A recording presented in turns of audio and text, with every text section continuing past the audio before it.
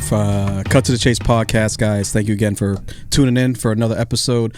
I got someone who I want to have for a while. I've actually had him on my other podcast years ago, but it's been years, so I'm sure a lot of things have happened since the last time we had a conversation. So let's get straight to it, man. My man, Mr. Big D. Yes, sir. Big Dizzle. You know what I'm saying? I know black people be uncomfortable saying my name and shit, and I know it'd be hard. But, you know, then after I get off stage, they were like, oh, Big D, how the fuck? That was good, nigga. That was all right. Did someone give you the name, or you just felt like, hey, this is just... No, my name's Demetrius, but, you know, right. My dad was Big D, so he's like the originator. And that was just his nickname or whatever, so they would actually call me Little D. Little D. So out of spite, you know, my friends would call me Big D or whatever, and then, you know, it just kind of stuck. And basically my pops hates that shit. He hates that shit. So he's like, motherfucker. He's like, motherfucker, I'm the original Big D, nigga. That's who the fuck.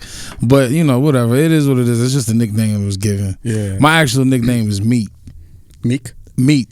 Meat? Like I'm about to meet you? Like meat. Wow. On the fucking grill. Oh, like that meat. Demetrius. You know what I'm saying? Yeah. Like Big Meat, except it was just meat. You know what I'm saying? That's which was weird. I don't know if we should indulge into, you know. The ladies did. I'm just fucking with you. BT's a ladies man, no? No, I mean I'm not. I'm fat sexy. I'm a different type of, you know. I used to be fat quick. When I used to be like fat, you know. Fat quick? Yeah, like I was quick for a fat person. So I was always quick for a fat nigga.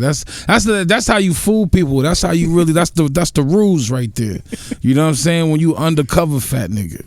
You know what I'm saying? Because there's a lot of skinny fat dudes out here, but then there's a lot of fat dudes that do skinny nigga shit. You feel me? So, you know, I was definitely the type of fat nigga that would do some skinny nigga shit, not all skinny nigga shit. What would be? I'm trying to think. What would be considered a skinny dude thing? A skinny guy thing to do, is dance. Like you see fat dudes dancing, like a skinny person. Like they doing the Harlem Shake or some shit. I can't even, you know, or you know whatever they doing TikToks and well not now. Like back in the day, if you was dancing and you was fat, you was probably like that was some fat skinny shit. Or if you wore but that's how a lot of girls like big dudes that can dance, right? Yeah, Heavy D was one of them, right? Yeah, there's a big dude that could dance. He could dance. I mean, he's a dancer. Yeah, you know, I don't think Rod Wave's dancing now, but you know, I'm sure somebody bring that shit back. I don't see you as a type of dude that will like be at a party and just start doing the dance. I think you're more like they stay in the pocket, chill in the post, right? Nah, fuck that. I'm gonna be honest with you. I was like the top dancer in my neighborhood growing up. That's a fact. That's a fact. That's a fact. you know that's what a dancer would say. I'm trying to tell you, like it was no question. Like everybody was catching this work because we would have dance battles. I grew up, you know, so I was born in the 80s. I grew up in the 90s. Yeah, me. You know, and I was in Roxbury, so I had a ponytail and shit.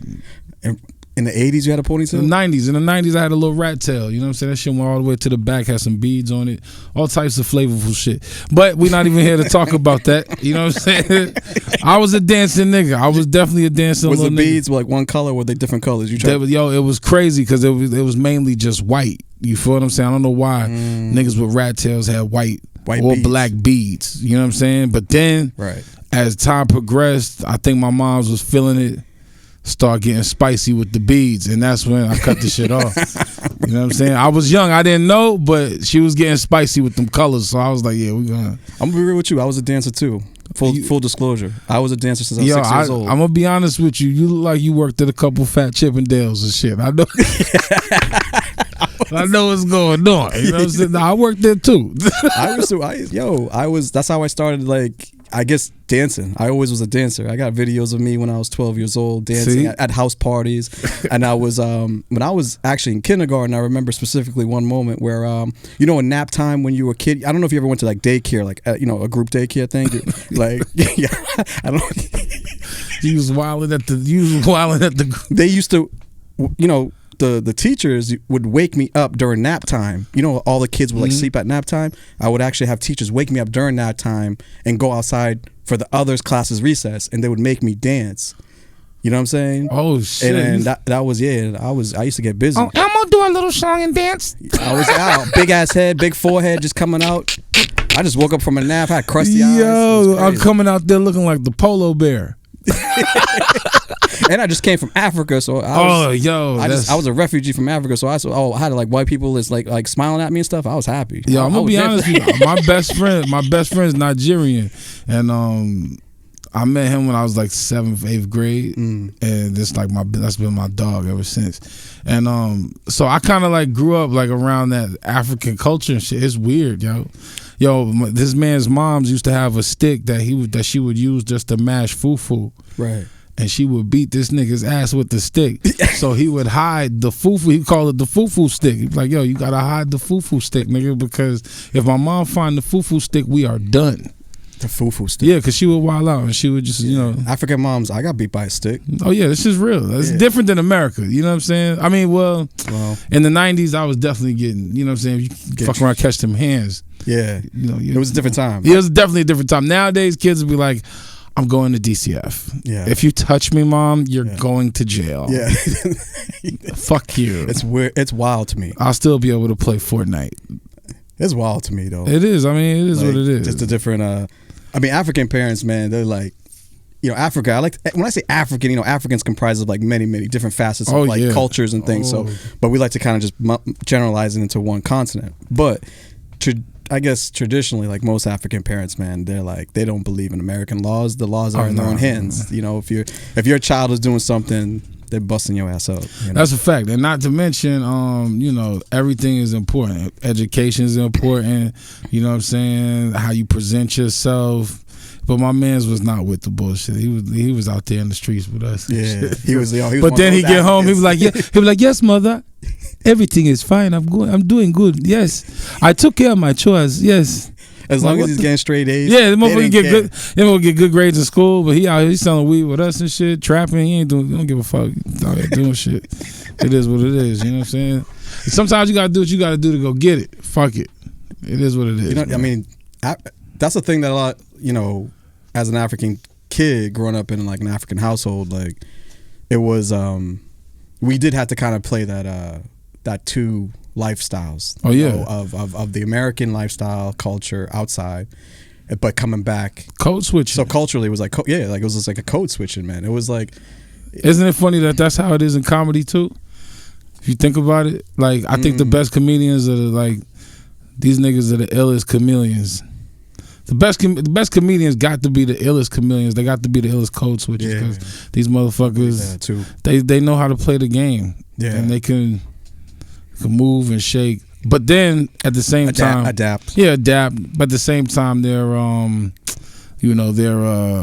core values probably stay. Most likely stay the same. Like Chappelle, what he believe in and shit stays the same. But he could still mix and mingle. He could do a black crowd, white crowd. It don't matter. Right. Yeah. So what would you say? What do you say yourself is in that conversation in terms of being? Because I've seen you, do comedy for a little while now, and I've seen you. You're one of the comedians that I know that is not afraid to venture out and do multiple types of rooms. Right. If that makes sense, right? No, that's a fact. Like I've seen you and I'm sure people will be like, oh yeah, he just can do just black rooms.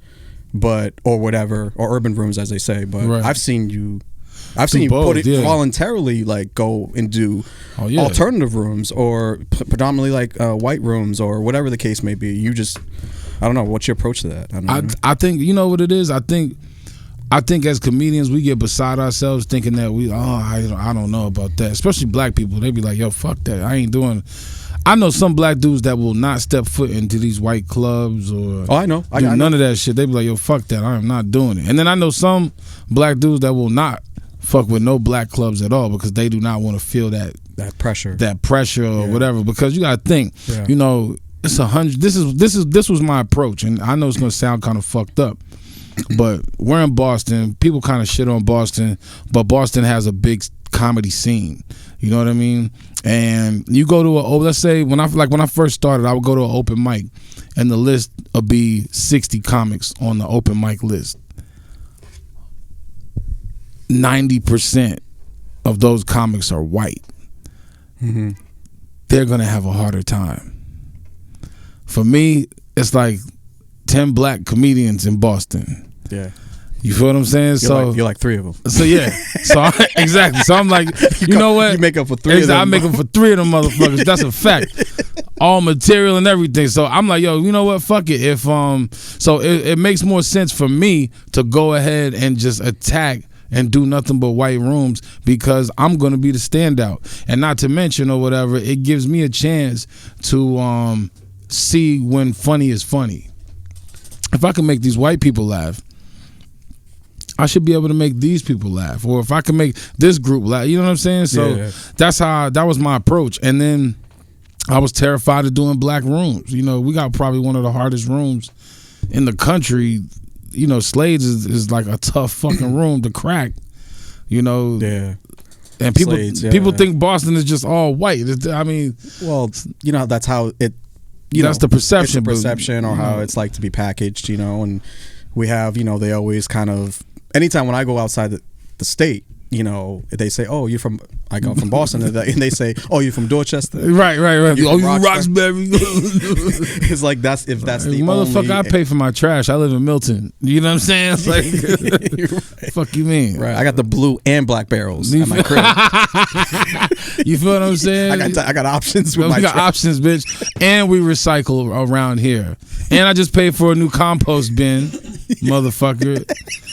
Nah, I feel like I know. You know what I mean? Like it's like we just get packaged, kind of like we're kind of packaged. I think I heard someone else say this too. Like it's kind of like black people are kind of like predominantly packaged in like these only areas of Dorchester, Roxbury, Madison. Right. You know, and then anything outside of that is kind of is different.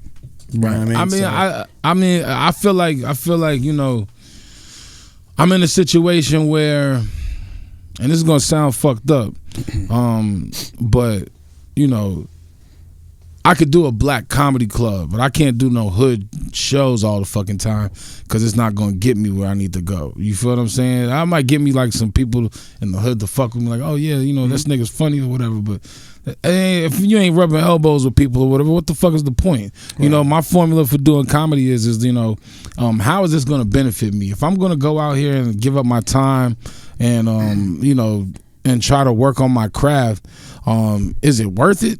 You feel what I'm saying? Like every time, because it's like sometimes you like, yo, I don't want to do none of this shit. But then I'm like, yo, I'll go do a white room or whatever, and it'll be some industry people in there, or it might be a comedian that travels or whatever. He might be able to give me some insights or whatever. I just figure if I'm gonna be nice, I need to be universal. Yeah, you know what I mean. But I still get pigeonholed for sure into some nigga shit. I feel like that's kind of not even a comedy thing. It seems like that's kind of like a human thing. Well, I think it's up to us though to kind of change that narrative, right? You gotta, you know, I look at my material now and I'm like, yo, how many black people are just talking about white people? You know what I'm saying? Like that's like the cliche thing to do. Yeah. And I definitely do it. Right. But I'm trying to steer away from that shit. I'm just like, you know, whatever. Like, let me talk about something else. Yeah. Yeah. I mean, if we're kind of talking about like material over time eventually, like, you know, grows. Yeah, seasons. It's seasons. So, you know, you generally talk about your experiences or what you see. You know, I mean, in my opinion, all the great comedians who are great, they take risks. Oh yeah. I mean, when I define a great comedian, for me, I define them based on like the types of risks that they take. You know how adaptable they are in certain situations. Yeah, don't be pussy.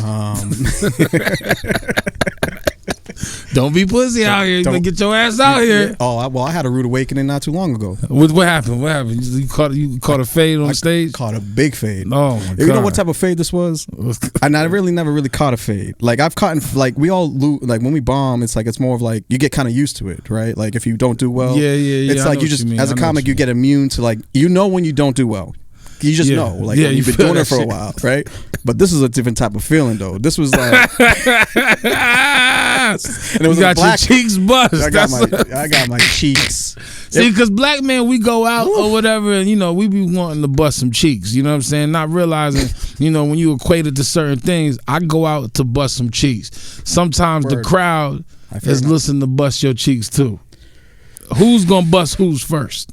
And I was in Atlanta, Georgia. Ooh, they some major cheek busters out there. In Atlanta? Oh shit! It was, man. I knew it was about to be different. Who'd you go out there with? I went with Godfrey. Oh shit! Okay, so that sets the tone. It sets the okay. So I went with Godfrey, and then Godfrey was headlining the Atlanta Comedy Theater. Right. This is probably about a couple months ago. Yeah, I think I seen your post and stuff. I think you posted about it. Yeah, I didn't post about my bomb. I definitely. Well, no, I think I seen pictures and shit, but yeah, yeah, or around that time. Is this with T.I.? This is with T.I. Oh yeah, I never told you this one. No, I've heard. Obviously, I seen the Shade Room and shit like that. You're right. Right, but so that's the T.I. thing was also something separate from that. Right. However, I did kind of. Well, I hope he bombed. Well, he actually went up after Godfrey went up, which is a whole different situation. Right? I think it's crazy. So, I mean, first of all, we're going into the Atlanta Comedy Theater, right? Green room, packed with comedians. Right. Not only comedians, like comedians who are from Atlanta. Yeah, and they waiting to get on. And they waiting to get on. They're waiting. I already know how that is. So I'm like, they looking at you like, wait for man, who the fuck this nigga think he is, cuz? The fuck you mean, shawty? Sit a sick. You know what I'm saying? Hey, yo, who this Somalian nigga over here, man, with this nigga Godfrey, bro? These African niggas stick together, cuz. I'm just saying, I mean, that is a fact. I don't know. But there's some cheek busters though. But man, I was so, listen, man. Atlanta Comedy Theater, I'm doing 10 minutes, right? 5-10 minutes to my list. Oh, that's not bad. Yeah, because, Artie Fuqua is hosting. Okay.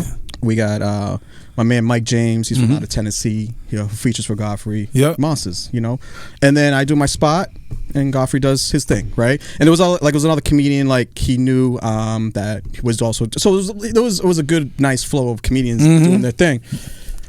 Boom. Artie does his thing, introduced me, right? I bombed from beginning to all the way to the end. And not only did I bomb, right?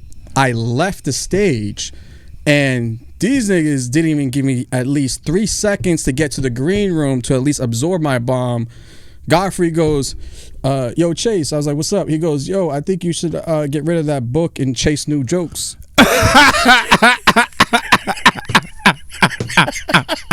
And Artie Fuqua was like, man, yeah. He's like, you gotta. He's like, woo. He's like, woo. Yeah, that was a rough one, huh? Yeah, that shit hurts. Yo, the thing is, this is my experience with like predominantly but black comics and other comics who are not black. Black comics will hold you accountable each and every moment until you get back on stage to redeem yourself. Right? That's a fact. You know what I'm saying? We will actually like shit on you, like in a funny way. Niggas, not in a fucking funny way. Niggas like, yo, don't give that nigga shit. That nigga gets no drinks. He just bombed. I've seen Jason Cordova tell me, don't give him no food. Like me and a comedian had just bombed. This nigga walked off stage, walked up to me, and then started talking. And that nigga Jason said, hey, yo, D, come here. He said, yo, don't ever talk to one of these niggas if he just stunk up the stage like that. Get the fuck over. Tell him to get the fuck out of your face. He just bombed. Go sit down and absorb that shit. He's Jason's probably like, his bomb's gonna wear on you. He's like, that's his like, I think that's like an old school. Bomb. Yeah, don't pass your bomb like a fucking relay race. Get out of here, Carl Lewis. Yo, so oh my god, so damn. So Godfrey tagged you right before he goes on stage. He tagged me off the gate. Then it was Artie, and then you have to go in the back. And then I'm just in the back now. T.I. walks in. Now they're talking about it. Now I gotta sit here and act like I'm someone. Hold on. What did T.I. say about your bomb? That's the real question. T.I. didn't say anything about my bomb because he didn't go into the room and absorb what was going on. Could you imagine if that nigga was like, hey sir, you bomb? I did better than T.I. Fuck that. Oh yeah. I did better than T.I. Fuck that. I ain't nah. No. You heard it here first. No. But he killed. No. Well, first of all, it was T.I. That's his city. Right. That don't mean shit. It does. Well, it means something in the sense of safety. In a safe of so they loved him. They didn't love me. Right. But what I'm trying to tell, I guess the point of that story is the fact that like that was one of the moments where I was like, oh, okay, you're not working hard enough. You don't your jokes are not, they're not there yet. In these type of moments where on the road, these different types of people that you gotta have things that are connecting. Right. Or you need to figure it out. You know what I mean? And I haven't had that moment like that at a club. Just look at your face and say, and they weren't rude. They just was eating. They were just eating. They were eating. They were eating loud though. Like I knew, like this steak good as fuck. God damn, they need to put more butter on these potatoes. Unnecessary adjectives. Yes. I didn't order no fucking asparagus. I can only imagine the fucking. So predominantly black club, and my territory wasn't really crossing over. So, but it was a learning experience. But they've already, Godfrey's like, yo man, you gotta get right back up. You gotta go do your shit. Yeah, you gotta keep going. Yeah, no matter what. Yeah, and I mean, for me, I don't know if it is for you, Big D. Like for me, as I've never been I never listened to anybody. I've never really listened to anyone in the sense of where it's whoever's in front of me. Like whatever they do on stage, I don't really kind of internalize what they do. It could be like Bill Burr in front of me. Oh yeah, you're gonna do your own shit. I'm gonna do my own thing. That's a fact. And I just kind of, and once I bomb, I forget about it. I don't really let it bother me as much as like most probably comics do. Man. But sometimes, but that one did though. That one messed me up. That Atlanta one messed me up. Bombing is like fucking a bitch, like fucking a bad bitch and catching chlamydia. You feel what I'm saying? It's like, what the fuck? I've been waiting for this shit, and then now I got green shit coming out of my dick for the next 2 weeks. Teenage Mutant Ninja Turtles. Yeah, you know what I'm saying? So I gotta. If I bomb, that's like the worst feeling ever. Next thing I know, I'm just sitting there like, I want to smack old ladies and shit. I'm almost like a whole different plane. Like I just need to. You have to get back up or whatever. But I'm gonna be honest. I'm gonna be honest. I haven't felt like I don't think I've ever felt a true bomb. Yeah. Like I've seen a nigga at Slade's get booed, and like the crowd turn on this man and be like, yo, he has to get the fuck out of here. And this is how I knew he was probably a little psychotic. It's because after he bombed like that and they booed him, he just sat in the back of the club with his arms folded like this. Right. And did not say nothing. I walked up to him. I was like, "Hey man, I saw your set. I'm a comedian." That nigga was like, "He's like, don't say nothing to me, man. Don't you this." That's what's up. And the nigga just kept it pushing, He just kept it pushing. That he was like, because I think when you bomb like that or whatever, most people expect you to run. They expect you to just cower or whatever. But this nigga was like, man, fuck that. He stayed right there in the pocket with the shit, and that was commendable. But I don't ever want to feel that pain. But people do this shit and they think that they're not gonna feel it, and you're gonna feel it. And that's the thing. It don't matter who the fuck you is, you're gonna feel it. You're gonna feel it. And when it happens, you just embrace it. You know what I'm saying? You just got your cheeks bust. You feel what I'm saying? You thought you was going to be in here busting cheeks, getting all the cheeks you could.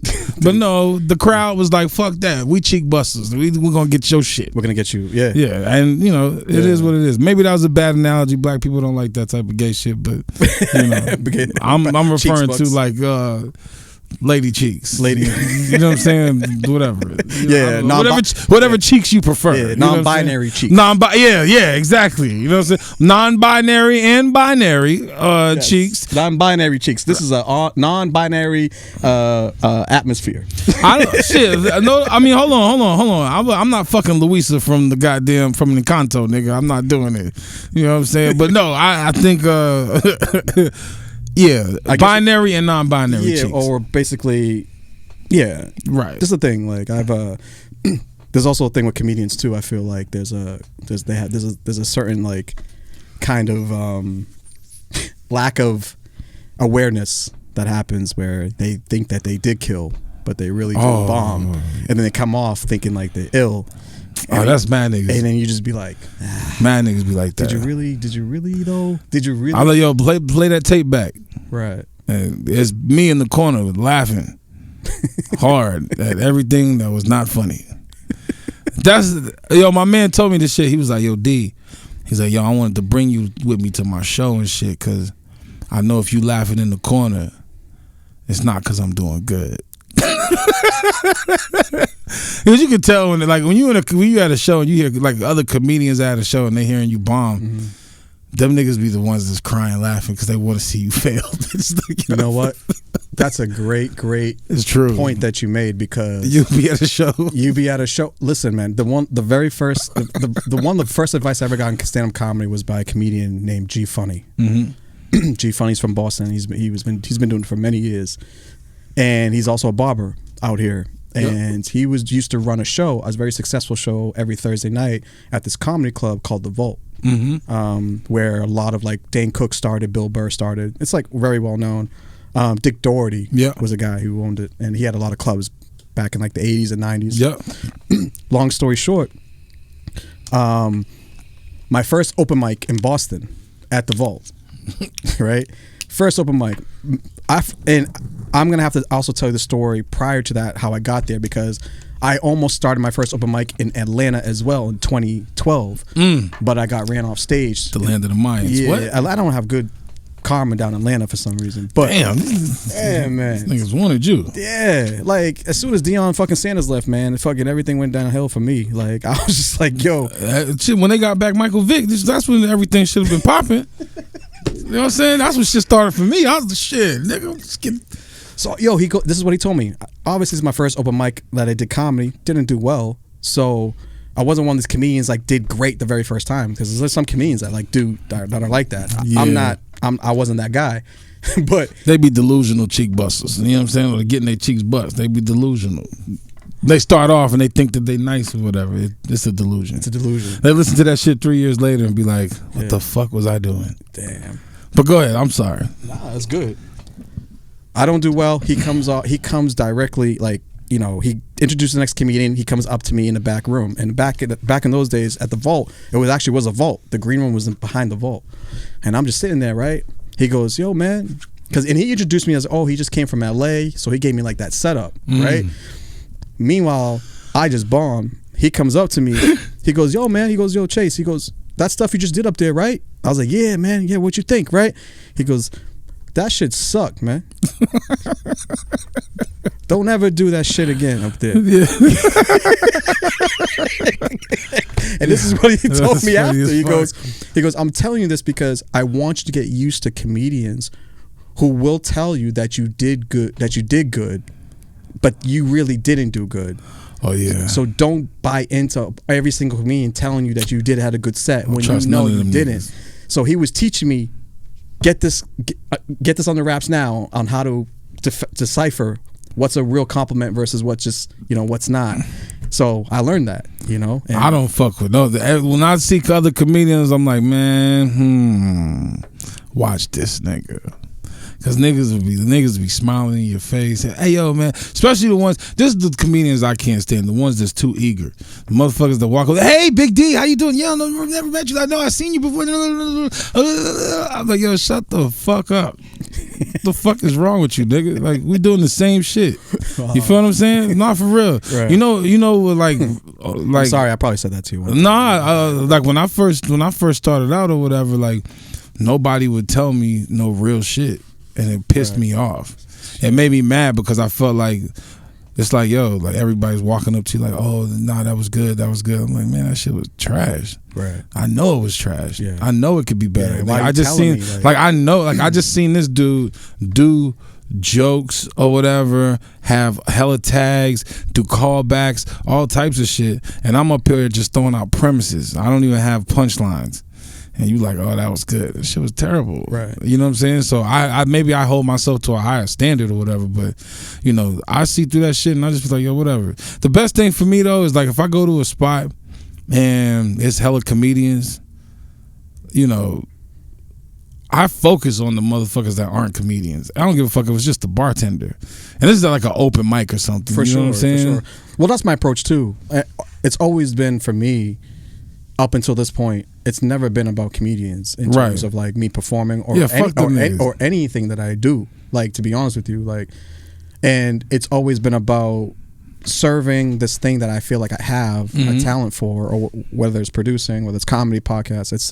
It's I guess catering, or just pretty much like delivering who I am, who I think I am, to a group of people who kind of understand who I am, and they will enjoy what I'm talking about. Right. And I've always had that like kind of like tunnel vision type thing. And I guess some comedians are not. They kind of like comedians to kind of always be around them and self-serve their attitude or whatever the case may be. And I don't think I've ever been like that. They can eat a whole day. Also, I started comedy later too, so maybe that helped. Maybe I just know up until that point. Later in life? I started stand-up comedy like around 31. Oh yeah, I started when I was 30. Nigga, damn. Yeah, how old? Oh shit. Come on, man. Don't be 34. 30. Oh, so it's a couple years after me. I'm 5 years in. I'm 39. Yeah. I mean, it's crazy. I learned so much in that short period of time, though. You know what I'm saying? Like, because you gonna meet a bunch of assholes in this shit. For sure. You feel what I'm saying? But you'll meet some genuine people or whatever that have your interest at heart. Absolutely. And those are the ones that's gonna tell you the harshest shit. Those are the ones that are gonna tell you that set sucked. They're gonna tell you like you're bad at business. They're gonna tell you that you don't got your shit together, but they're also gonna try to encourage you to do better. Or you try to write with you or whatever. You know what I'm saying? Like, and as long as you got that hunger and you want to stay consistent, I think you're gonna win no matter what. Oh yeah, you're gonna win it. It's either you're gonna win, or what it's gonna do is it's gonna create a certain discipline for you to be great at whatever it is that's going to be happening for you. So there's one thing you can't really avoid with this thing. One is discipline, the other is routine. You know, you can't, both of those have to kind of be together, you know, like you got to have the discipline for it to stay with it, even like through the bad times, you know, and also you got to create a routine where, you know, where you can get that, where the routine creates discipline, you know? So my routine is just stay fucking booked. As long as I'm booked, I'm good. You know what I'm saying? Because at this point now, it's like I don't even be at open mics. Like, I think I'm gonna go to an open mic tonight because I haven't been in like forever. Yeah. But you know, I used to think like to myself, I'm like, why the fuck I wouldn't see you out at open mics as often or whatever because you booked on shows or other people like Cordova, I wouldn't see him out or you know, Tab. Yeah. None of these people I would ever see out at open mics and shit. I'm like, what the fuck is going on? Yeah, because I think once you get to a certain like type of thing, level, you just well, I mean, I don't think you will. It's not even level because I've seen Bill Burr dropping like shows yeah, of course, like, dropping but it's not so much a certain level. It's just once you feel confident in I guess the type of like voice that you have and the ideas that you want to talk about. Like for me, I'm not a great writer. You know, I've never been a great writer. I've usually kind of like talk on stage. That's my material. I talk like consciously and it forms into punchlines, and that's how I talk, storyteller. But for some other people who are very like routinish, right, comedians who are like set up punchline joke, they got to practice that shit on the regular, right? And there's some beasts out there that go up every day, 3-4 times a night. Oh yeah, and I give it to the guys credit too, you know. I mean, I think that's what changed me when I first started. When we first did that podcast or whatever back in the day, I was doing stand up like 2-3 times a night. You know what I'm saying? I was at every open mic. This is when, you know, Beacon Street Locale was around and all these other little spots, and you could do that shit. You could do 3 mics in a night, and if you wasn't booked, you could probably still get up. And but I was on some nigga shit because I was doing different shit every fucking night, and I was trying, you know what I'm saying, not really realizing the actual art of stand-up comedy. You know what I mean? So, but you know, slowly but surely shit start adding up. I start stacking shit together, and then you start killing these shows, and everything works out. Everything works out because someone told me a long time ago the stage is your business card.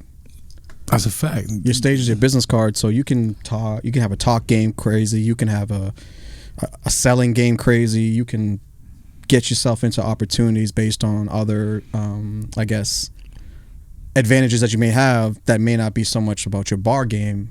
You know, like you know, but at the end of the day, it's gonna show. Well, like, you're the business. You know, there's a business to it too. You are the business. It's just you.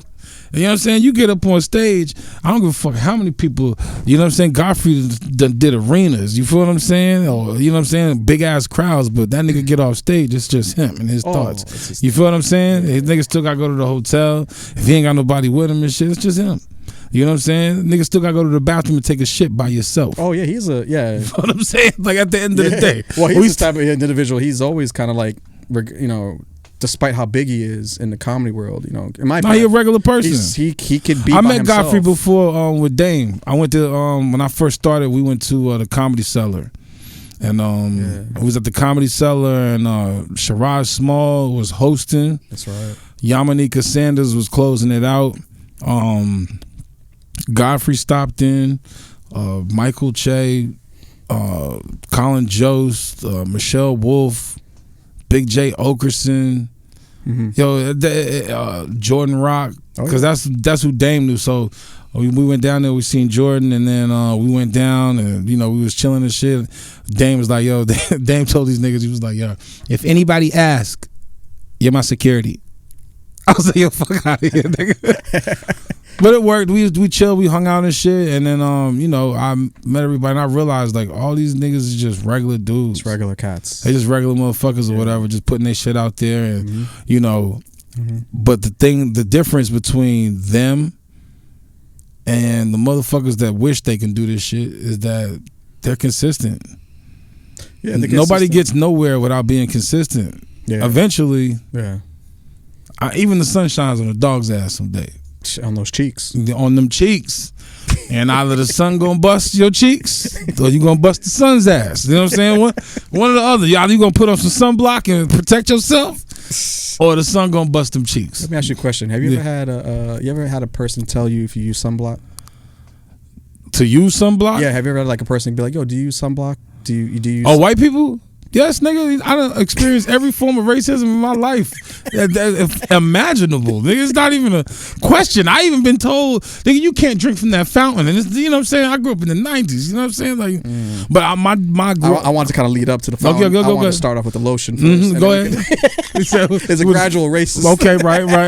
We can't just go dive in. We got to start. It's metrics to this shit. There's metrics to proving the point of racism. Yeah, I've definitely had somebody say, ask this. I just went to Puerto Rico. Have you ever used it? You never used it. Hell yeah, I used that shit. I'm gonna keep it 1,000. You use sunblock? What the fuck, nigga? Corey Rodriguez probably got one of the best jokes I've ever heard about sunblock. Where the nigga was like, yo, he was like, yo, pass me the 80, and the dude was like, well, for what? He was like, motherfucker, I'm still made of meat. Like meat burns. I still got skin. Right? Like, you know what I'm saying? So I went to Puerto Rico. Of course, my light skinned ass thinking I'm black. I got melanin. You're not that light skinned. Yeah, no, I'm light. You're not that light. You're not like I'm like Chico the Boss. This is like almost Homer Simpson light right now. You know what I'm saying? So I go to Puerto Rico. We chilling. Next thing I know, the sun is busting my cheeks, nigga. The sun is in my ass, and I'm like, yo, I'm trying to be respectful. I got on sunglasses. I went and bought that big ass Puerto Rico hat. You feel what I'm saying? You know the hat that everybody get when you go to Puerto Rico and they felt the sun with boxing gloves on? They're like, yo, fuck it, let me go get the hat, nigga. The hat. So I got the big ass. With the strap? You got the strap? With the strap. I got the strap all the way up to my chin because the wind's blowing. I'm like, yo, fuck you. The sun won't bust my ass today. I'm in the water. I'm cooling. I get out. Like, yo, 15 minutes go by. I'm like, yo, what the fuck is that? Like a little tingle. Was it jellyfish? No jellyfish, no nothing. Just gotta make sure. It was the sun tapping me on my shoulder, telling me I was about to get fucked up. So I'm chilling. It's hot as fuck. I chose to go out to the beach at 10 in the morning. By the time we got there, that's where you messed up, dog. That's why I fucked Black up. Black people don't go to the beach at 10. No, but this is what I'm saying. I left at 10. It took me probably 30 minutes, 45 minutes to get there, and then after I set everything up, it's 12 noon. Oh, you're at Africa hot. That's what I'm saying. That's where from 10 a.m. hot. I was like, yo, this is some bullshit. And then 2 days later, I felt white pain. The only pain I've ever seen white people like where they're just walking and all of a sudden they're like, ah, like my shoulders is up. I take my fucking shirt off. Yeah, I got burnt. Just it just looks like psoriasis. all over my, the top half of my body. Then I try to do some black shit and put on some cocoa butter, and then skin is just peeling off of my body. Wow. Like in my hand. I'm like, nigga, am I the Joker?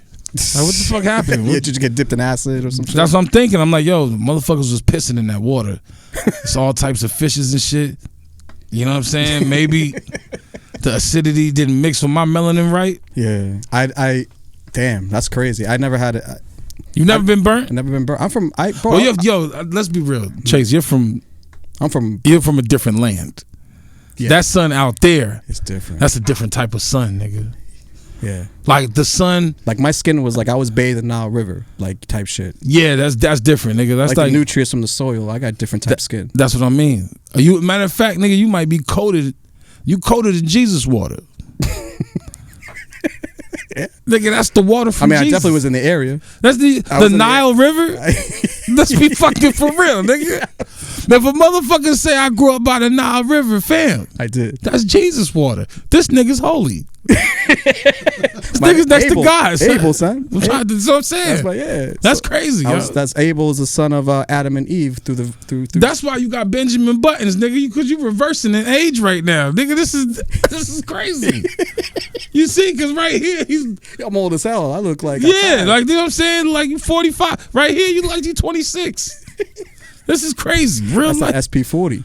You know? Yeah, that's that. Yo, I'm not gonna lie, I had to up my game. I was like, man, fuck that 40, nigga. We need the 60. I don't even know if they make the 60, nigga, but I grabbed the 60. Because I will never get burnt again. You started mixing it with other lotions to see if it would be like elevate the SP. Oh, I realized like that lotion smells like the pool too. Like, yo, but to answer your question, bro, I never got burnt. Nigga said, yeah. Going back to the shit we was talking about, brother. Yeah, I've never been burnt. Hold on, you never been burnt? How? You never been burnt? I never been burnt by the sun. By the sun. Ever. What about chlamydia? Never the clap, no nothing. Never. Man, never. It's crazy. Yo, I'm telling you. That's why with Corona, people's this coronavirus thing, people tell me, yo, you worried about it? I'm like, bro, I'm from Africa. Coronavirus is like 6 men coming off the bench where I'm from. I told you. My man's African. I got malaria, AIDS to deal with. I asked that nigga, I said, yo, you worried about Corona's the last thing I got to worry about, bro. Because I asked my mom, I was like, yo, you worried about Corona over there? He was like, bro, the sun don't play. The sun knocks niggas out. Oh, yeah. Africa sun? Yeah, it's not Nigerian sun. Well, I mean, it's sun to sun, right? The sun, no, the sun ain't the sun. No, the sun takes different forms in different places. You feel what I'm saying? Ooh. Like the sun is real pussy in Antarctica. Let's just be real. The sun is pussy in Antarctica. The sun in Alaska want to be a bitch, stay out all night. You know what I'm saying? In Africa, the sun has no time for games. The sun is there to fuck everything up. Yeah. Nigga, the Sahara has not had grass. Yeah. In how many thousands of years, nigga? The sun don't fuck around, nigga. They're like, we're straight. We don't want it. That's a fact. My dad told me the other day, I was talking to him about him, how he came up. And I knew I probably, even though we had a rough, we were coming from Africa, I could never say my life was rougher than my dad. Because he goes, the one thing he goes, Abel, he's like, I've cried alone in the desert. I said, how the fuck you gonna beat? How you gonna follow that? This motherfucker, he said he cried in the desert alone, son.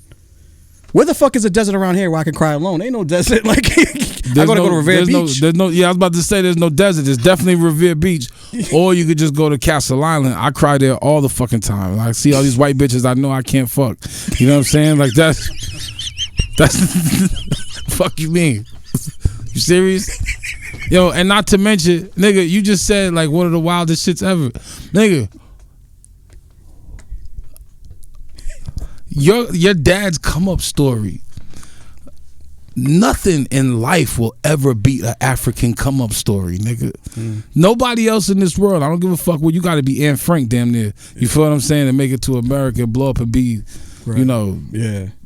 Because Africans got the illest come up stories ever. They be like, look, I sold goat piss from a stand. Wait. I want to go piss. How much is it? You told me to go piss at $200. This is not goat. This goat is good goat. Yo, I'm trying. Yo, and then these niggas.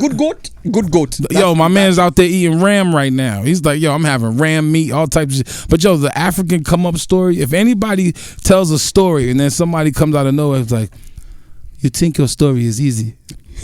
My story is hard. I come from Africa.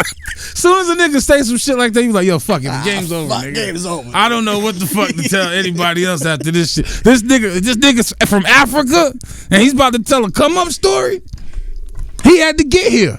Yo, you know what I'm saying? My dad, when we were coming over here with the immigration people, right? They was like, yo, where's your kids, right? Like, where your kids at, right? He's like, I got 2 kids right here. Now, my brother is really lighter than me. Like, really light. He's like... He's a Nipsey Hussle light. Nah, lighter than that. He's like more like... He's kind of like John Leguizamo, like light skin. Oh, Puerto Rican. Like, he passed with Puerto Rican. Yeah. Black people do that shit. We make blacks, Puerto Ricans, Dominicans, everything. You know what I'm saying? Yeah, it's so he's like, yeah, like my brother had like that hair that we bought Chico shampoo. DeBarge. Like, yeah, we bought shampoo for this nigga. Like, yeah, that's real. Yeah, we bought shampoo That's for him. real. Like, it was. He said Africans bought some shampoo. You know it's real. So he had some nice hair, silky hair, right? And I have like, my hair was different. It was like more like kind of. You had hair? Yeah. Oh, these back then, right. At one point, okay. At one point, man, the immigration dude, he didn't even like. My dad was like, "Yeah, this is my son. That's he's my son." And the guy was just like, "How come they're 2 different colors?" Right? The fuck? Nigga, because we're human. We make people different shades. So the guy thought that like all the African people should kind of be the same shade, right? That's how crazy it was. And then we used to give him issues like, that's what I'm trying to tell you. This is what I'm trying to tell you. This is the type of shit we had to go through. What was that nigga expecting? I don't understand. He's like, nah, if you ain't like, yeah, dark. It looked like for me. What did he have? Like a gauge of chart of the darknesses, and he would just go according to like. You know what's funny? They actually have that at the Children's Museum. A wheel that says, "What kind of black am I?" And then you spin the wheel, and the wheel has a bunch of different colors. And the darkest shade was like blue black. Are you blue black? I was like, get the fuck out of here with this bullshit. This is in the Children's Museum? My son was like, Daddy, I'm mocha brown. Fuck it, that's like, fuck out of here. What the fuck kind of shit is this? I'll vote for that critical race theory. I'll vote for that shit. I'll vote for that type of shit. That's just wild, dude. Like, what the fuck? So they judging. Damn, Africans is grimy though. So when you was coming over here, they was hating on you from the jump. Oh yeah. I used to get it all, man. African booty scratcher. Oh yeah. All that stuff. Go back to Africa. Now everybody listening to Afro beats. I mean, my dad gave me my own haircuts, fam. Yo, do you think? Well, like, he didn't even fade it. He just did like the round. Oh, yo, you think? Oh, nigga, I lived in Danvers, Massachusetts, with my pops.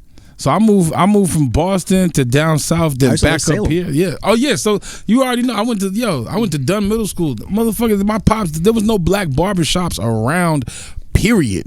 And this nigga was from Dorchester. This nigga never had. This nigga was like, yeah, I'll give you a little fade tonight. I was like, please God no. Yeah, I cried. Like, yo, many a nights, nigga, listen to the Fugees. Like, yo, what the fuck is wrong with this nigga? And you can't tell your pops this is not good because like. Oh, my dad would just be like, he's a dick. My dad's a real dickhead. Like, yeah, he's a real asshole. So I don't give a fuck if you like it or not, nigga. You gonna wear the shit. I mean, right. Nigga, you think I ain't got no time, but anyway, I'm about to go for a ride. Nigga come back smelling like weed. I'm like, damn, nigga, you could have used that money to get me a haircut. Shut the fuck up. It was terrible, man. Yeah, but you did say something though. Yeah, the African, it was a real thing. Still is a real thing. Mm-hmm. Because the immigrant mentality is that comes from that is very like real. Some would say it's because of the thing, like we came for surviving, Say my dad, like this is the product of my dad is like that. So basically, my dad came. We were refugees from Africa. We came here, had no money. I mean, we had no money. We were sponsored by a white couple from the church. They brought us over here. And my dad didn't know English. My mom had a 6th grade education. 5-6 years later, my dad buys a house, 2-family house. So, I come from the culture of there's no excuses, bro. Well, yeah. You know what I mean? There's no excuses. Like, there's no excuses. Like, we don't care about racism. We don't care about fucking, what you got to say about nothing. Like, we're coming here to survive. I think the difference is between other cultures and American blacks aren't in survival mode in that sense. You know what I'm saying? So we come over. I mean, we don't have to come over here. We already here. And we just like, nigga, we need to have some shit. We need some help. You know what I'm saying? Right. Whereas another nigga come over and be like, yo, nigga, we got all of this? We're good. What? Yep. White people, fuck them. We got homogenized milk. We're about to have our own fucking little community, nigga. I know, because everywhere my man went, there was always a group of Africans around. Oh. I was like, yo, how in the fuck, nigga? We in DC? This nigga was like, yeah. Yeah, we deep. We deep. Oh, yeah, I got people in every... Oh, I know. All around the world. I know. Connections. Like, I could, if you're going to Germany, I got you. Oh, yo, niggas be like, I have people in Italy. If you want to go, I have people in Toronto. If you're going to Canada, Drake. If you have people that's going to Fort Worth, Texas, I got everybody. What the fuck, nigga? You're going to Bangkok, Thailand? Thailand? Hey, what? Yo, mama, hey, I Thailand, eh? Yo, Africans are everywhere, bro. Everywhere. It's all good. I mean, it is, man. I'm just for real. It is. I'm just trying to make it out here. You know what I'm saying? That's we all it. are, bro. Yeah, that's it. And I think once we understand comedians also as an individual that. There's one thing that we know is for certain. Well, a couple of things that we know for certain. One, you can't buy time, right? And the other is that time will come up, will end at some point, right? Yeah, that's it. Ooh. So, as a person, individually, how do you view your life in that sense, right? Are you going to maximize that time that you can't buy, or are you going to kind of, All I think about is death. You think about death all the time. Really? Yeah, I'll be fucking shook. I'll be right before I go on stage. All of a sudden, I'll start thinking about where the fuck am I gonna go when we pass this motherfucker? Oh yeah. Like, what the fuck is that? Is it gonna be pussy in heaven? I'm serious. I'm dead serious. So if there's no, it don't matter. You don't think we're gonna be able to have sex in the afterlife? No, I don't think it's gonna be shit. I really think it's gonna be nothing. I think everything niggas done told me, I'm like, man, just nothing but desert. If this white man ain't here when I die, I'm gonna be tight. If he doesn't show up. If he don't show up or whatever, if I don't see this nigga's feet or something, I'm gonna be hot. I'm not gonna feel nothing. I don't know what the fuck's gonna happen, but and the truth be told, it's the fear of the unknown. That's what you know what I think. You know what I think happens when we die? I think, but right before we die, is that when we die, there's gonna be right before we die, we take our last breath. There's gonna be a Rolodex of pictures of the best memories that we've remembered. So it's gonna be like flash pictures. What if you got dementia? Shit. You fucked up. Like, Johnny. Shit. Johnny, don't touch me. And you just asked out. You just asked out. Now you in purgatory. You're talking about Johnny. Gets asked out. But I just think before we die, we take our last breath. There's just gonna be a series of like specific moments that we remember, and then we're just gonna like kind of fade out. I know that sounds kind of fun. It was gonna sound kind of fucked up, but my dad was just in the hospital, and all of a sudden this nigga's been mad nice. My dad's an asshole. Like, he's a dickhead. And he called me up and he was like, how you doing, kid? Yeah, I just wanted to tell you I love you. And I was like, what the fuck is wrong with you? What's up with you with all this gay shit? Bring my dad back. What the fuck is wrong with you, dude? And then he was like, yeah, I thought I was gone, kid. I was like, you went in for routine surgery. And he was like, yeah, but I thought that was it. My life flashed before my eyes. And I've done some foul shit. And I'm like, well, you ain't gonna make it right in 2 days, man. Like, you know what I'm saying? You still got mad child support to pay, nigga. What the fuck? Meanwhile, that whole time he just went in for a physical. Right. You know what I'm saying? He's all worried. Nigga want to go get his second COVID shot. You know what I'm saying? Like, This nigga's like, they trying to kill me. Black men don't like to go into the doctor. Hell nah. This nigga, and my pops is the asshole. This nigga's in here like, bitch, I thought you said I only had to stay here for 15 minutes after the shot. Yeah. Like, no, we're keeping you overnight, sir. I remember one time my uncle went to the doctor for the first time, right? He never went to the doctors in Africa, So now he's over here, he's ready to act a fool. He went to the doctors. The doctor's like, okay, the physical, you do the physical first, and then they tell you if there's something else, you got to go to a specialist and all that. Yo, my uncle was straight from Africa. He's like, yo, I'm here right now. Give me everything I need to know right now. I don't want to wait. I want to know right now. Right now, everything. Yeah.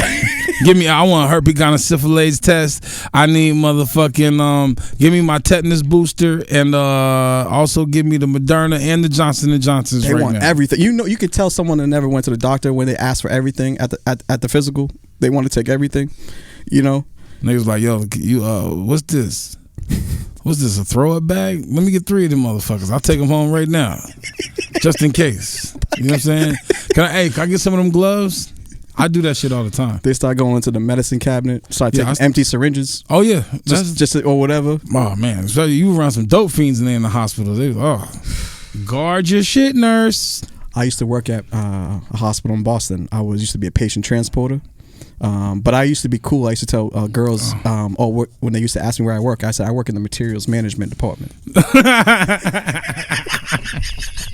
I just applied for one of them jobs as a material handler. I was like, I need me a little side work. Let me go push around some shit. Fuck that. I used to take all the I used to work overnight, so we used to take all the snacks and all the you over there trying to fuck the patients and shit. I worked at the hospital as a CNA. I got some pussy before.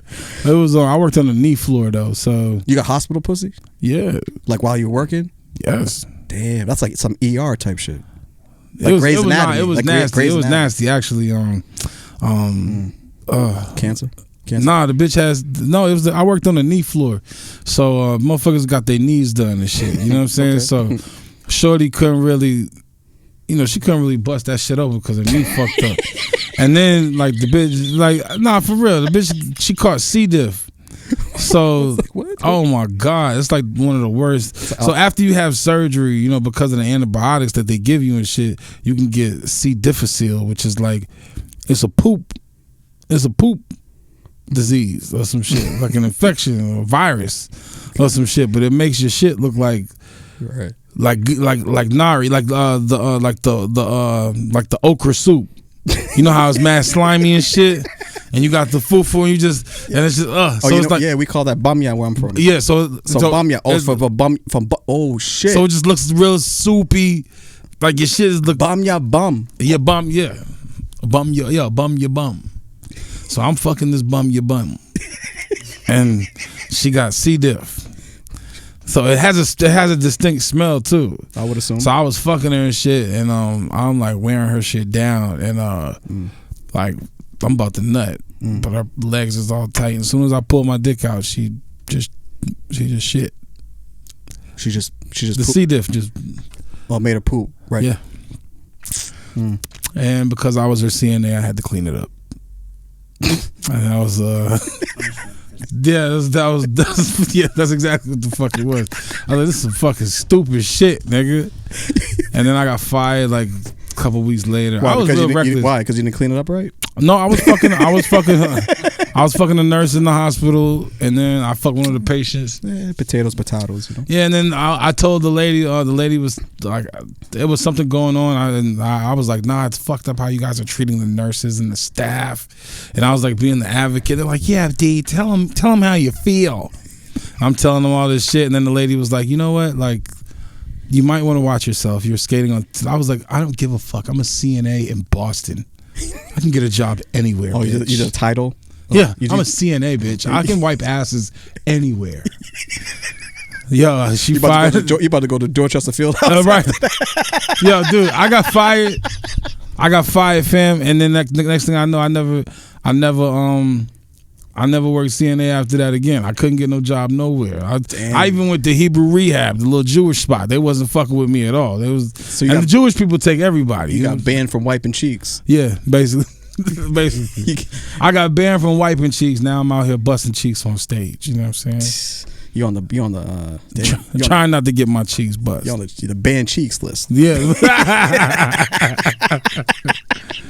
Yo, trying to call me Mr. Cheeks and shit. Mr. Cheeks. Lost Boys, man. Yeah, I don't want no problems. Shit. So as far as comedy right now, you know, what do you got going on with yourself? You know, what's the plans for Big D this year? I know we're coming off COVID, which has, you know, set us back a lot. Yeah. I'm sure a lot of people, including myself, man. You know, I went ahead and started thinking about certain things and started changing some things. So just kind of wanted to see like where you at. See, you know, what does Big D want to do, or even focusing on now? You just focus on comedy right now. I mean, my main thing is just I'm a comedian. I'm a stand-up comic. My focus is just stand-up right now. But I am doing a docuseries. Chronicling just my journey through stand-up. Right now, I started off this year and I told myself I got a big ass whiteboard at home and I write all my shit out on my board, and I said that I was gonna fill up dates, which I've done. I said that I was gonna try to do movies. I said I was gonna try to get in the theater, go to New York, and luckily I've checked off everything on my box so far of the things that I wanted to do, and I didn't think there were attainable goals. I didn't think that it would happen, but it's kind of happened fast. So in January, I started off. I opened up for Eddie Griffin at the Wilbur. Yeah, I seen that. Yeah, and I opened up for Eddie at the Wilbur and the Foxwoods, and that was a real humbling experience because, you know, I'm sitting back there in the green room. And Eddie's just, you know, he's cool as shit. He's just sitting there, he's listening to music. This motherfucker's drinking Macallan 25. That's just like $2,000 a bottle. Oof. You know, he got champagne going. This nigga's in all. That's like theater money. This nigga got an all black linen suit. Some shit. And this nigga, and I'm sitting there and it's like I see me. Yeah. That's how I looked at it. I'm like, yo, this is. I'm where Eddie was at one point right now. Yeah. Opening up for somebody in a theater. It's your first time. And now he's where that guy was. And eventually I'm going to be where he is. That's right. That's how I feel. And then, you know, after that, the work that I did over the pandemic actually started to come into fruition, you know, this year. So I did a movie with the Trace Gatos guys, Will Noonan, Tony V, and, you know, Corey Rose and everybody else, and Rodriguez. That shit came out this year. So it's on Amazon. Yeah, The Salesman. Yep. They can find that on the Amazon Prime. Yeah, and it's spelled Salesmen, MEN, not MAN. So people have been confused about. But other than that, I mean, and then, you know, since then I just been I'm booked on just shows. I just try to stay booked. You know what I mean? Like that's just be consistent. You know, like I just want to be able to grow. You know, so you know, I've been going to the city. I've been doing a lot of hostings and shit. So I'm stepping into that realm of shit, like doing hostings and shit. So, you know, everything that I wanted to do, I'm doing. It's just to be consistent with it. Yeah. You know what I mean? Name of the game. That's the thing. A lot of people think that, you know, you got to be the funniest nigga ever, or you got to have like all these jokes and everything else. No, you need to just be serious about your craft because you are the business. Everything is ran through you. Nobody's going to get up on that stage and hold your hand. Nah, hell no. You got to get up there and do that shit yourself. So as long as you can stay consistent and you're true as to what you want, you're going to get it. So, you know, that's it. And, you know, I'm working with my man on Old Dirty Boston. I'm about to run a season of his podcast. So I'm thinking about jumping back in that game, but my main focus right now is just stand up, just sharpening my sword, trying to be as best as I can. Do you think stand up? I don't know what you did prior to stand up. I'm sure we all had the different types of jobs, right? Mm-hmm. You know, comedians. I feel like, you know, we in order to do the thing that we love to do, we got to do any type of job, right? But like, do you think stand up has been what you expected so far up until this point, or you're still learning something like each and every time? You know? I think it's everything I expected, but I'm still learning shit every time. Every time I go up on stage, I'm learning something, you know. But was it what I expected? Yeah, I guess from a point, like, could see yourself when you first started it? Did you know? Okay, I could do like a theater with like I have the talent. Like I believe that I was funny and I needed to get up on stage because that was my therapy. Yeah, you know what I mean. So for me, getting up on stage was just like I need to get my shit out. I need to air out the things that are on my mind. But I never thought that it could get where it is now, you know what I mean? But now that I see where it can get, my motivation ain't even money or nothing. I just want to do this shit because I know I know that I can't picture myself doing nothing else. After I started doing this shit, man, it's like, it's part of you. It's like, yo, what the fuck? If I don't get up on stage, I feel miserable. Yeah. I was on vacation in Puerto Rico. There's bad bitches walking around with their ass out and shit. I'm talking about abuelas. Old ass grandmothers looking like they in their 40s or whatever, and I would have definitely split their cheeks. And I was like, yo, this is crazy. But I even went through all of that shit. Like the weather's beautiful, the beaches are crazy, and I was just looking nuts because I was like, yo, I'm going crazy right now. I need to touch a stage. You touch a stage, yeah. And then when I finally got back, I felt like out of rhythm. I was like, oh, mind you, I did a show. I did a show that night with Big Baby Davis. And that motherfucker didn't even show up to the show. But he big, but from the Celtics? From the Celtics, yeah. He started doing comedy, stand up, and he did not show up. He did. He's starting to do comedy. He's starting to do comedy. So everyone wants. I don't know if he's good or not. I couldn't really tell. How could you? He didn't show up. But I did a set that night and then took a flight and went straight to Puerto Rico. And then I was feeling to get back on stage, but when I got back, I was just like, am I even good? Yeah. Am I this? Am I that?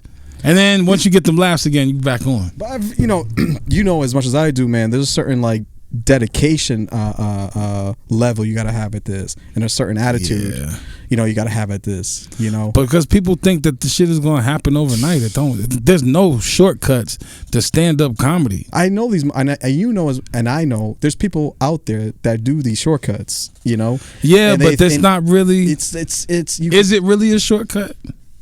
Oh yeah, I mean, it's a shortcut. In what way though? There's no other way to grow as a stand-up comedian aside from you being on stage as much as you can. Right. And being prepared when you're ready to be called when that time is ready. I think the only shortcut is if you have the medium to be able to touch stages on the regular. Because when I started out, I could only get up 2 times a week. Then when I moved to Boston, I'm getting up 3 times a day. Right. You feel what I'm saying? Versus somebody like if you're in the Midwest, down south, whatever, you can't get on stage like that. But all of a sudden, you got the medium to be with somebody that's on stage on the regular. Then you can grow. Yeah, kind of, but even still. Well, even that point, it still serves my point because you're still getting on stage. Right. That's what I'm saying. So regardless of how you're getting on stage, you have to get on stage. You know what I mean? Like, so, but hey, we're living a digital time now. Stand-up comedy is not like how it used to be in terms of the path of getting to where you want to get to. Yeah. Right? So it's like, yo, what do you want to do? You gonna be a traditional stand-up comic, or you gonna go after the social media following, or what's your lane? You know what I'm saying? What direction you gonna go in? Because this shit, you're right, it can't go in multiple directions. But I am a stand-up comedian. Yeah. I don't give a fuck about Instagram. I don't give a fuck about Twitter. None of that shit. When I go up on stage, that's the best satisfaction for me, and that's what I want to stick to. That's probably the best version of you that they can experience you. Right, is you live. I'll do the other shit all day. I will definitely do other shit all day, but for me, I'm a comedian. You know what I mean? And that's that's the right. You are who you are. The one thing I do like about you, I haven't known you long, but I've known you long enough to where I'm very good at reading people. You know what I mean? And I could tell when someone's like fake, like, who's doing this, who has 2 sides, Right, like, right. And I kind of tend to stay away from those people, Well, I just have a different type of thing where it's like, if I feel like you're not always authentic, for me personally, I'm not one to kind of rub elbows with people like that. You got to cut people like that out your life, period. Oh, I'm a ninja. Oh, yeah. I'm Ginsu. I'm ninjutsu. Get the fuck up out of here. Quick. Like, Shinobi with this shit. I will cut a motherfucker off real fast. Ninja Gaiden shit. Nigga, I'm Lorena Bobbitt with this shit. Nigga, that nigga's that close to me. He going. Nigga, I'm Shaka Zulu with this shit. I'm Edward Scissorhands with this shit, nigga. That's, fuck you mean, nigga? I'm Ted Bundy with this shit. I'll bite a bitch, nigga. Just two times. We quick to cut you off. Chop a bitch all the way off with my teeth, nigga. But I guess my point is basically just saying, like, I always kind of admired how you are in terms of your how authentic you are. I appreciate that, brother. Stage, more importantly, and on stage as well. You know, and you always keep it honest. You know, and that's the only way I despite know whoever's around. You know, yeah. No, and I just you know, there's certain people you gravitate towards, and you respect them. You know, and I do respect you a lot. I appreciate it. And I've seen the growth in your comedy. I've seen you work very hard. Like I said, I've seen you do multiple rooms. I've seen you on these types of shows. You're all over. Your work hustle is definitely doesn't go unnoticed. You know. It's a grind. Yeah. But people think it's just, like I said, it's a grind to some, but for me it's just I'm just having fun. We're just having fun. Right. That's it. I'm just having fun, man. I get to tell jokes on stage and make people laugh. Like, what better feeling is that? I don't give a fuck what comedian ever tells you how miserable they are or anything. When they get on stage and they hear a motherfucker laugh, that's like the best feeling in the world. Yeah. Next to busting a nut. Cheeks. Or getting, busting cheeks. Or getting... or your cheeks class getting busted. Right. Or you know what I'm saying? It's one of the best feelings in the world. You know, so besides, buying like $10 of crypto and it turning into 100,000. I mean... That's the only other feeling I know that would have me that hype. Right. Nigga, Ethereum just went. Oh, that stock money. Stock money quick. You see your account go up. That's a different feeling. Yo, I got my shit set to alerts. I remember one time it was like 4 a.m.